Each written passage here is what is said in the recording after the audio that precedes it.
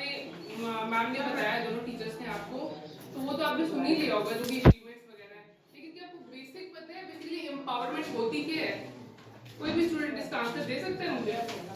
क्योंकि आप सुन तो रहे हो पर कुछ पूछा नहीं किसी ने कि बेसिकली पता तो होना चाहिए ना आपको एम्पावरमेंट होता क्या है। वुमेन एम्पावरमेंट की हम बात करें, उनकी एजुकेशन की बात करें, तो एम्पावरमेंट होता क्या है कोई बताएगा मुझे?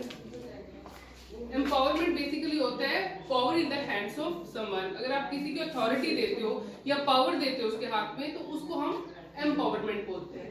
तो आज जो हम बात कर रहे हैं बेटी बचाओ बेटी पढ़ाओ, तो बेसिकली क्या है कि जब आप वुमेन के हाथ में पावर देते हो तो उसको हम वुमेन एम्पावरमेंट बोलते हैं। ठीक है, जैसे हमें पता है कि हमारी society comprise of men and women, males भी होते हैं और फीमेल्स भी होते हैं। और पुराने टाइम से, एंशिएंट टाइम से क्या हो रहा है कि हम सोसाइटी को कैसे मतलब अलग अलग डिफाइन करते हैं। हम बोलते हैं कि मेल है तो मेल की क्या रिस्पॉन्सिबिलिटी है कि उसने कमा के लाना है, घर का खर्चा कौन उठाएगा?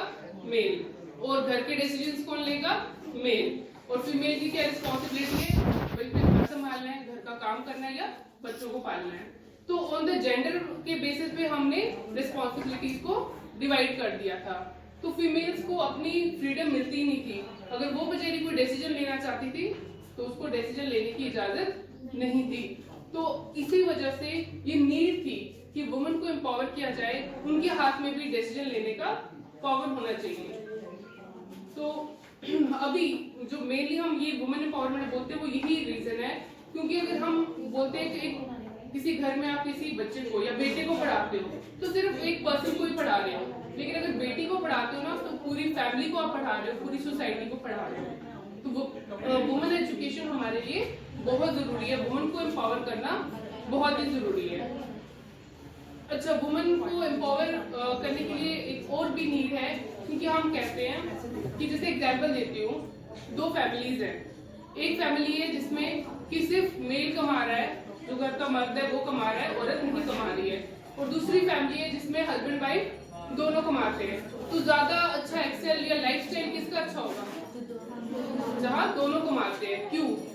क्योंकि रिसोर्सेज ज्यादा होंगी, पैसा ज्यादा होगा, लाइफस्टाइल अच्छा होगा। और इसी से पता चला है रिसर्च से कि वो कंट्री जहाँ दोनों मेंबर्स मेल फीमेल दोनों कमाते हैं, वो कंट्री की डेवलपमेंट ज्यादा जल्दी होती है। तो एक कंट्री की डेवलपमेंट के लिए भी वुमेन की एजुकेशन, वुमेन की एम्पावरमेंट बहुत ज्यादा जरूरी है। तो इसके बहुत सारे तरीके, बेसिकली इसलिए भी जरूरी था क्योंकि एशियन टाइम से क्या हो रहा है, वुमेन को उनके राइट्स नहीं मिल रहे, ना ही तो वो कोई डिसीजन ले सकते थे।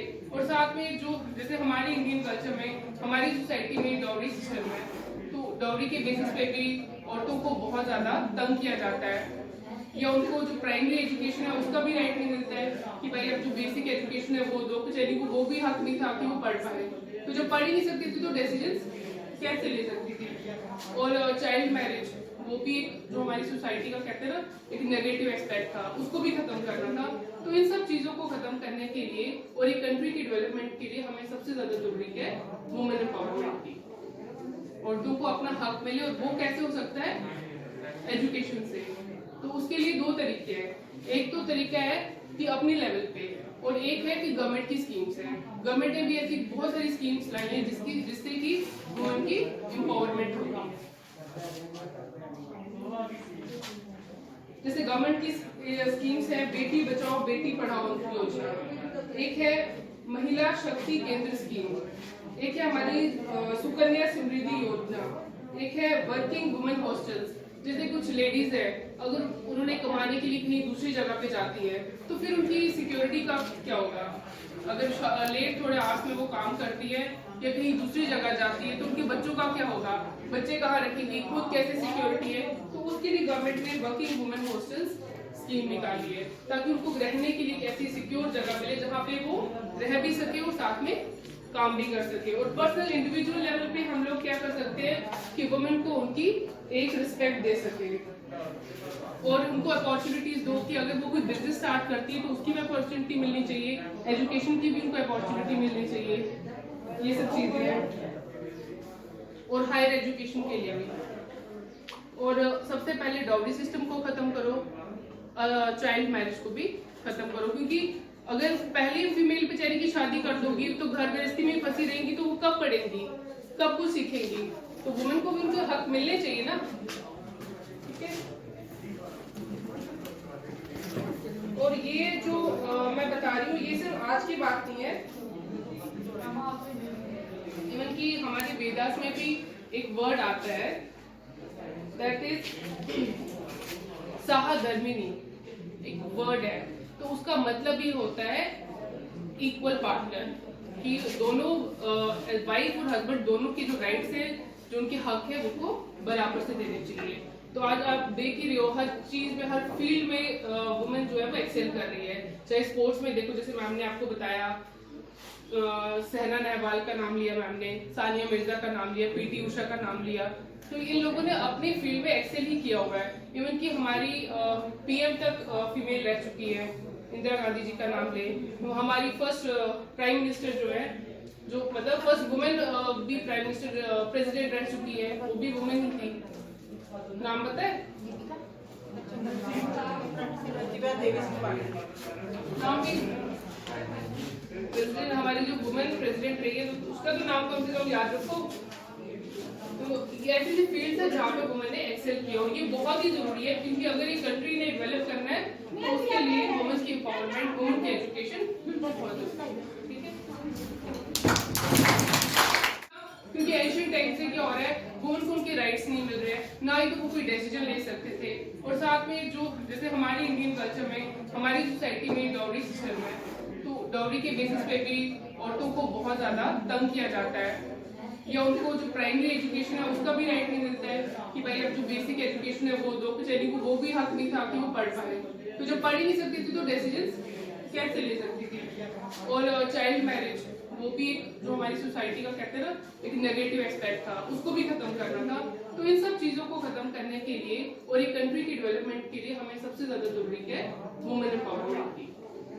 औरतों को अपना हक मिले, और वो कैसे हो सकता है? एजुकेशन से। तो उसके लिए दो तरीके हैं। एक तो तरीका है कि अपने लेवल पे, और एक है कि गवर्नमेंट की स्कीम्स हैं। गवर्नमेंट ने भी ऐसी बहुत सारी स्कीम्स लाई हैं जिससे कि वुमेन की एम्पावरमेंट होगी। जैसे गवर्नमेंट की स्कीम्स है, बेटी बचाओ बेटी पढ़ाओ योजना, एक है महिला शक्ति केंद्र स्कीम, एक है हमारी सुकन्या समृद्धि योजना, एक है वर्किंग वुमेन हॉस्टल्स। जैसे कुछ लेडीज है, अगर उन्होंने कमाने के लिए कहीं दूसरी जगह पे जाती है, तो फिर उनकी सिक्योरिटी का क्या होगा? अगर लेट थोड़े आवर्स में वो काम करती है या कहीं दूसरी जगह जाती है, तो उनके बच्चों का क्या होगा? बच्चे कहाँ रखेंगी, खुद कैसे सिक्योरिटी है? तो उसके लिए गवर्नमेंट ने वर्किंग वुमेन हॉस्टल्स स्कीम निकाली है, ताकि उनको रहने के लिए ऐसी सिक्योर जगह मिले जहाँ पे वो रह भी सके और साथ में काम भी कर सके। और पर्सनल इंडिविजुअल लेवल पे हम लोग क्या कर सकते हैं कि वुमेन को उनकी एक रिस्पेक्ट दे सके, और उनको अपॉर्चुनिटीज दो, कि अगर वो कोई बिजनेस स्टार्ट करती है तो उसकी भी अपॉर्चुनिटी मिलनी चाहिए, एजुकेशन की भी उनको अपॉर्चुनिटी मिलनी चाहिए, ये सब चीजें हैं। और हायर एजुकेशन के लिए भी। और सबसे पहले डाउरी सिस्टम को खत्म करो, चाइल्ड मैरिज को भी खत्म करो, क्योंकि अगर पहले फीमेल बेचारी की शादी कर दोगी तो घर गृहस्थी में फंसी रहेंगी, तो वो कब पढ़ेंगी, कब कुछ सीखेंगी? तो वुमेन को भी उनके हक मिलने चाहिए ना। ठीक है। और ये जो मैं बता रही हूँ, ये सिर्फ आज की बात नहीं है, इवन कि हमारे वेदास में भी एक वर्ड आता है, दैट इज सहधर्मिणी, एक वर्ड है। तो उसका मतलब ही होता है इक्वल पार्टनर, कि दोनों वाइफ और हस्बैंड दोनों की जो राइट्स है, जो उनके हक है, उनको बराबर से देने चाहिए। तो आज आप देख ही रहे हो, हर चीज में, हर फील्ड में वुमेन जो है वो एक्सेल कर रही है। चाहे स्पोर्ट्स में देखो, जैसे मैम ने आपको बताया,